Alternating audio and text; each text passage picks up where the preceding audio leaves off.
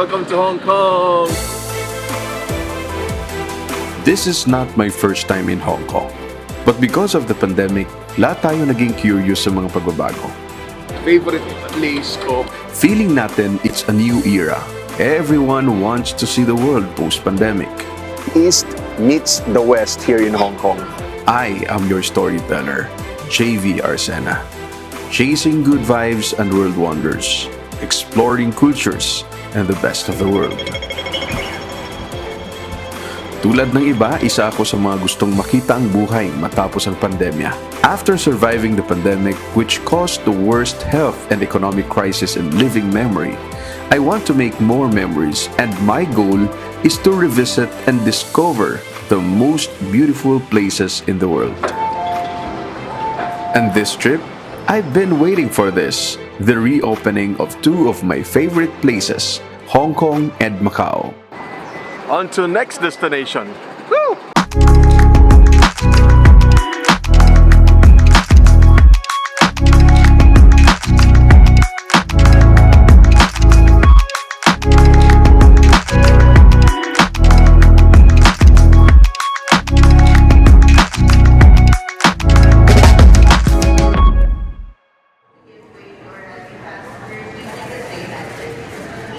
I had to wake up early for my flight to Hong Kong, but before leaving, I prepared all the requirements including the self-administered rapid antigen test. Though random lamang yung pag-check nito sa Hong Kong airport. Here at the airport in Manila, lahat mabilis, komportable at maayos. Of course, thanks to Mabuhay Miles.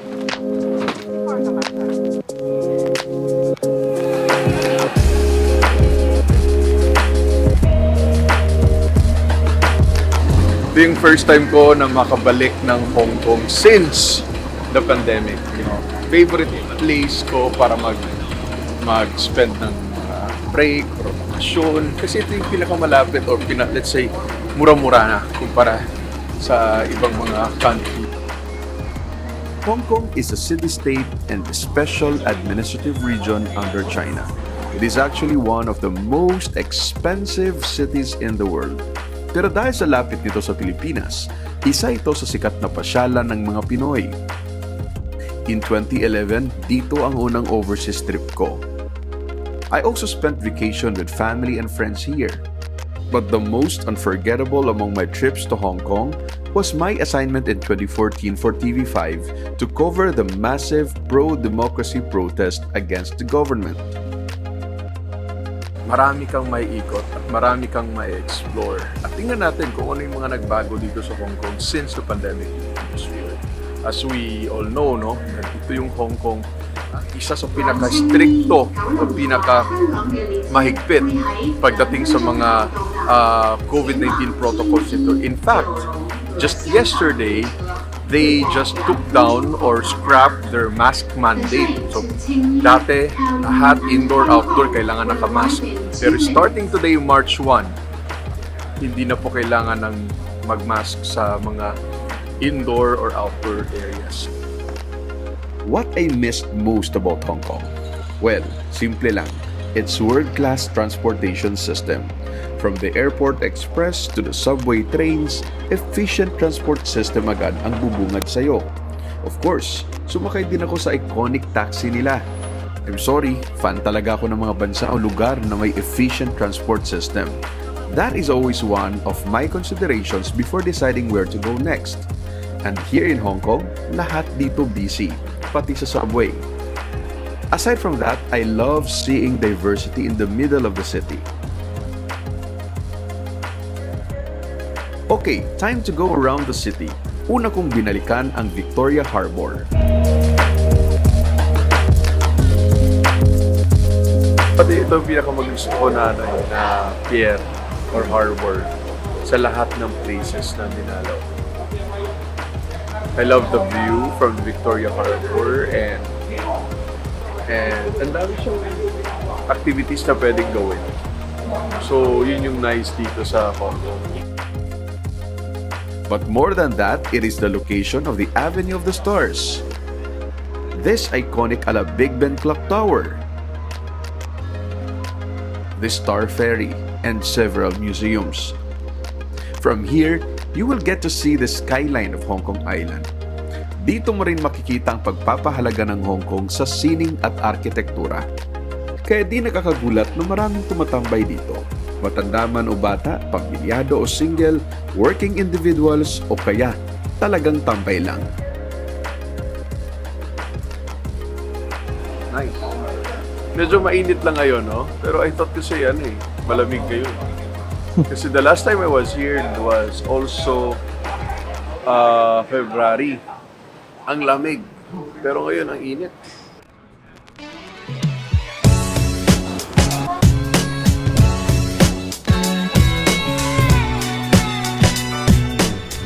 Nandito ako ngayon sa ICC Tower. It is one of the highest or tallest buildings here in Hong Kong. And if you are a fan of skyscrapers, ito ang isa sa mga go-to places dito sa Hong Kong. Nandito ako sa Civic Square Garden nila dito sa may ICC Mall. And napaka-futuristic ng dating. That's why I love Hong Kong because the East, totoo yung kasabihan the East meets the West here in Hong Kong. You will see the culture of Asia, the Asian culture, but you will also see the Western influence in the city, no? And napaka-modern at the same time, they preserve the cultural heritage of Hong Kong. Sabi nga nila, the East meets the West in Hong Kong. Today, our next destination is the Victoria Peak in Hong Kong. Alam niyo bang during the British colonization, eksklusibo lamang umano ang teritoryong ito sa mga British o Western inhabitants? Totoo kaya yun?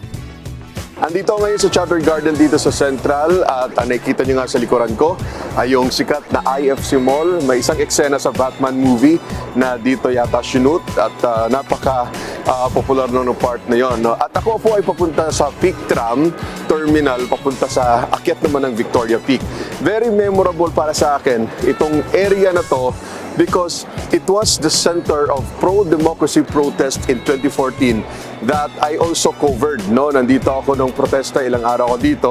At noong 2018 to 2019, doon sa second round ng, o second period ng pro-democracy protest dito sa Hong Kong, dito rin, punong-puno po ito ng mga tao, ng mga Hong Kongers na nagpo-protesta laban sa gobyerno nila. Because below the IFC Mall, yan po ang People's Liberation Army Headquarters. At ang katabi niyan ay ang gobyerno naman nila, yung Hong Kong Government Building. So dito yung sentro ng mga protesta at very sikat din po ito sa mga Pinoy. Every Sunday, dito nagtipon-tipon ang mga OFWs natin. Tara na sa Victoria Peak. Una, sumakay muna tayo ng Peak Tram. May sunroof na rin ang tram nila. Sa tram pa lang, nakakamangha na ang view ng Hong Kong. Paano pa kaya sa tuktok nito?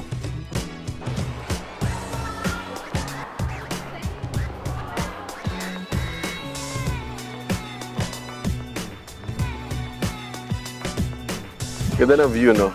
If you want to see Hong Kong at its finest or yung pinakamaganda na view ng Hong Kong, dito sa The Peak. Itong The Peak or also the Victoria Peak. Ito yung isa sa pinakasikat na location or place kung saan makikita mo yung cityscape or yung mga yung buong Hong Kong, yung Kowloon area, yung Hong Kong Island, yung mga buildings. Kung gusto mong makita yan, the best talaga itong The Peak, no? At the best time to visit the place is mga around 4 hanggang sa sunset. Magandang view ang makikita mo dito. At maganda kasi kita mo yung harbor, kita mo yung Kowloon, lahat ng mga skyscrapers, especially the IFC and the ICC. So, napakaganda.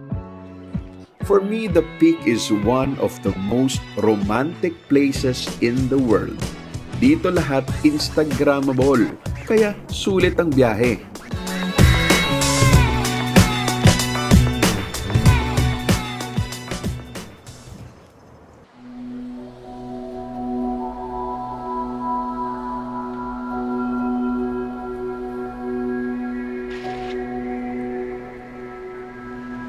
During this trip, I revisited some of the cultural sites in Hong Kong. First, I visited a Manmo temple in Xiongwan, which is among the coolest neighborhoods in the city. This Chinese temple is a draw for visitors around the world.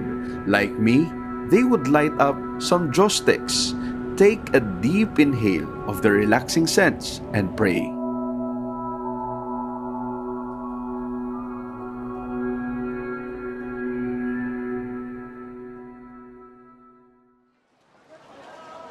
I also visited the famous Lantau Island. It is my favorite attraction to see the culture and traditions of Hong Kong, where the famous Ngongping village is also located.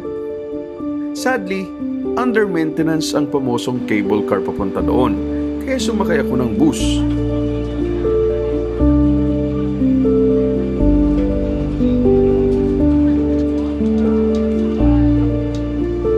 After almost an hour of bus ride, I reached the Ngongping village. Nakakapanibago dahil di masyadong matao ngayon. Pero ang nakakatuwa, nandito pa rin ang mga kaibigan ko. Corny naman.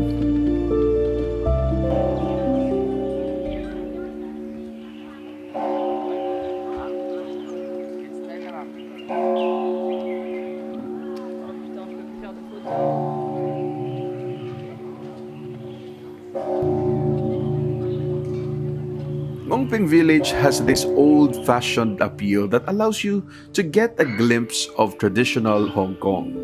This in itself makes this place very worthwhile to visit.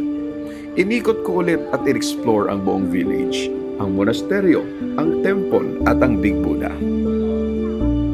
Okay, so it's what time is it? It's 5 p.m. So we will try to catch the sunset from the top of this mountain kung saan may kita natin itong Big Buddha. This is my, again, this is I think my third time to visit the Big Buddha. And still, na-amaze ako, nagagandahan ako dito sa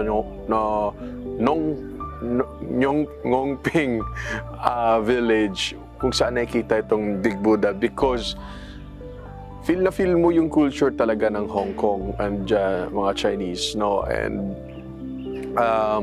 ang ganda, sobra. Ngayon lang ako nakakita, ngayon ka lang, o dito mo lang makikita yung higante na Buddha, kaya nga siya tinawag na Big Buddha, because it's totally different from other Buddha o mga statwa ng Buddha.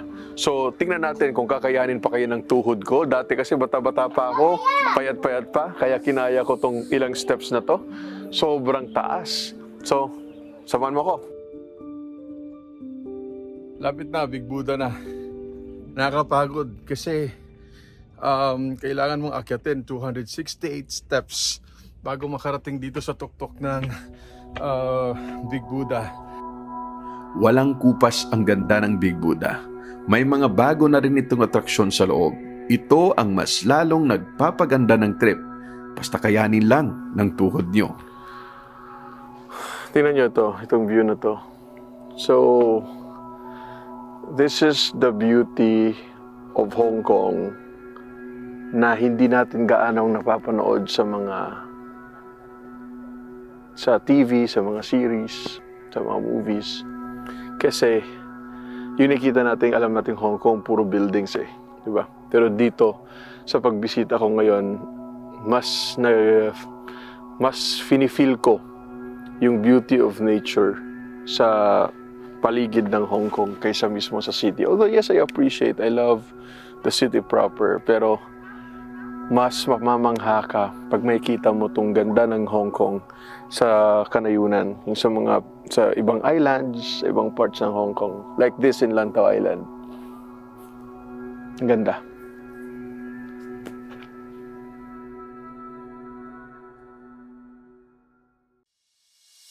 Hong Kong is also considered as the culinary capital of Asia.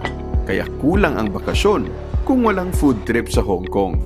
This time, I visited some of the best restaurants in the city. Una, ang sikat na Lei Garden with special Peking duck, steamed lapu-lapu, lobsters, and pork something kasi hindi ko sure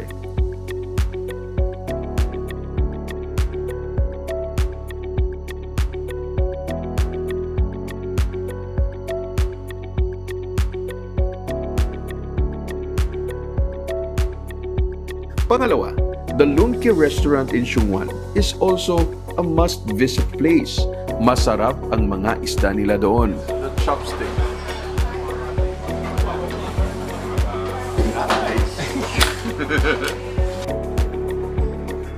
Pangatlo, mapapaluha rin kayo sa sarap tulad ko dito sa Uncle Fong Hot Pot Restaurant na ito sa Simsachuy. So let's try something. Sulit bawat sentimo sa sarap ng food at experience dito. At ang pinakapaborito ko, ang iBar na hindi lang perfect ang view from the rooftop, world-class pa ang pagkain dito. iBar is really a gem of nightlife in the city. It shows you the Hong Kong nightlife, and it is also known as one of the most beautiful vantage points to experience the Hong Kong skyline. Kung nightlife lang din naman ang pag-uusapan, Hong Kong, like New York, is a city that never sleeps. It has everything to offer. Any kind of bar and nightlife spot meron dito. Kung gusto mo ng Instagrammable nightlife spots, bukod sa iBar, sa Victoria Harbor, marami doon. Kung mahilig ka sa party at inuman, Lan Kwai Fong ang best recommended dyan. Mga alas 12 na, no? And they gave me a bottle of whiskey. Ganito pa rin, no? Simula nung nagpunta tayo sa Hong Kong noong 2019, nagbabalik na sa normal yung situation dito. Especially after they reopened the economy and they removed, or the central government removed, the mask mandate. So ngayon, wala na masyadong nagmamask. Pero before ako dumating dito, before March 1, required pa rin yung sa mga tao na magsuot ng mask. So nakakatuwa because nagno-normalize na yung situation sa Hong Kong. And in fact, the government has implemented or imposed a program, a tourism program, to invite or to attract more tourists coming to Hong Kong. Okay, lapit tayo sa hotel. We're staying at the Marco Polo Hotel. It is an old hotel in the Canton Road, dito mismo sa taas, sa loob ng Harbor City. So it's very convenient if you like shopping. Nandun sa baba yung mismong shopping mall sa Harbor City. And malapit siya sa mga attractions like Avenue of Stars, Kowloon Park, the Sky 100, the station also, Simsachuy Station. So marami kang magagawa dito. In fact, marami ka rin mabibili dito yung mga tiyangge-tiyangge dito sa Simsachuy. It's like a shopping area din pagkakaalam ko. At ang daming bars. So yeah, fun. Sabi nila kulang ang trip to Hong Kong kung walang side trip to Macau, which is only an hour away via ferry and 30 minutes away via bus kung mula sa Hong Kong. Ang ginawa namin, we took a ferry to the former Portuguese colony in Asia.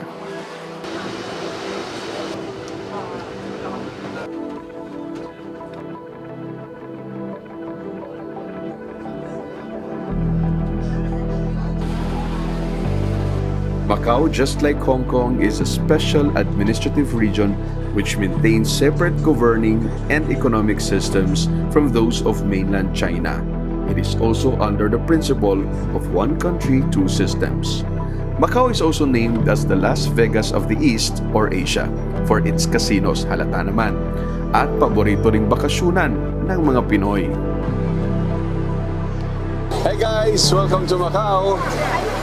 Nandito tayo ngayon sa Senado Square. Isa ito sa mga sikat na puntahan dito sa dating colony ng Portugal, no?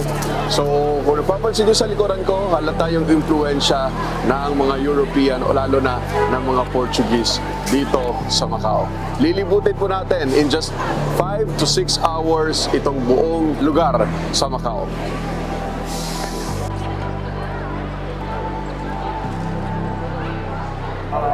Ang daming tao. Nandito ako ngayon sa the ruins of St. Paul kung saan isa ito sa mga sentro ng mga atraksyon dito sa Macau. At simula nung magbukas itong Macau sa mga turista ay tumiple yung bilang ng mga turista. At nakita nyo naman sa paligid ko, ipakita natin. Yan o, ang dami ng tao na dumadalaw dito sa ruins of St. Paul. Ito yung sa mga talagang pinakamalakas at pinupuntahan na atraksyon. The good thing about Macau, it preserves many historical sites in the urban area. Its historic center and other historic locations were listed as World Heritage Site by UNESCO. Nandito ako ngayon sa isla ng Taipa dito sa Macau. Itong napapakita nyo ngayon, itong tulay na kinatatayuan ko, yung fish pond, yung mga bangka at yung mga pananim, yan po ay bahagi ng tradisyon at mga kultura noong nasa ilalim pa ng kolonya ng Portugal. So dito sa area na to, ito yung mga lumang buildings dyan, yung mga bahay. Dyan po tumira ang mga Portugis. Kaka-amaze dito ngayon because na-preserve pa rin nila yung kultura nila, yung lumang mga kasanayan, mga kabuhayan, yung mga gawain nila, pati yung mga bangka na na-preserve pa rin nila, yung luma nila ng mga pananim, yung kabuhayan sa gitna mismo ng Las Vegas of Asia. Pinapahalagahan pa rin ng mga taga Macau ang kanilang kultura at ang kanilang kasaysayan. Inikot din namin ang Macau sa loob ng 5 to 6 hours lamang. Sa liit niya actually, kaya siyang ikutin ng isang araw lamang.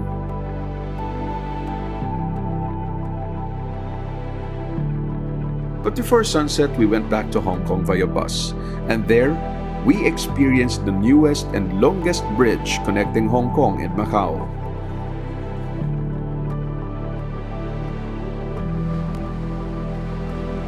This 5-day trip has left a big mark. I think I'm just now realizing how important this has been for me. A trip for the revival of my old passion, which is vlogging, and at the same time, a trip to rediscover my favorite places to take breaks. The pandemic has changed so many things, from the world's new normal to our own personal interest. But for me, traveling around the world and exploring what other countries can offer for us to learn, to grow, and be a better global citizen are always my goal and always in my heart. Remember, life is short, the world is big, so I want to make more memories. Enjoy! Thank you!